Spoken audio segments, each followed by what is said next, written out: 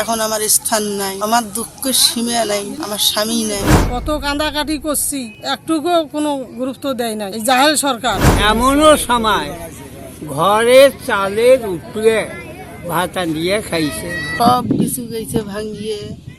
এখন আমার স্থান নাই, আমার দুঃখের সীমা নাই, আমার স্বামী নাই।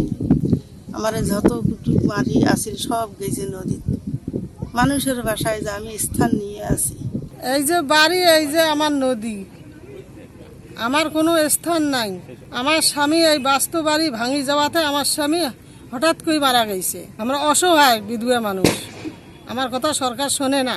কত কান্দাকাটি করছি, একটুকু কোনো গুরুত্ব দেয় নাই এই জাহেল সরকার, হাসিনা সরকার। শিয়া বাটার ও ভিটামিন ই সমৃদ্ধ lily glam beauty soap. Lily, always beautiful. আমার বাড়ি গোড়াইপের শহরের মধ্যে ছিল। তিস্তা নদী প্রায় 6-7 ভাঙা দিছি আমরা অনেকদিন থেকে শুনতেছি যে তিস্তা নদীর কাজ হবে। এর আগে হেলিকপ্টার দিয়ে সার্ভে করে গেল, শুনলাম চায়না চীন দেশ নাকি মেগা প্রকল্প করবে, এখানে নদী খনন করবে, নদী শাসন করবে, নদী দুই সাইডে শিল্প কারখানা হবে।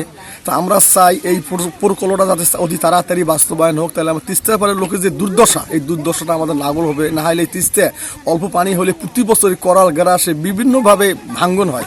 ভাঙ্গনতে তিস্তা মানে এলাকার লোকজনগুলোকে বাস্তবহারা করে। তার বাড়ি ঘর সয় সম্পদ, মানুষের গরু বাছুর গাছপালা ইত্যাদি সমস্ত বিলীন।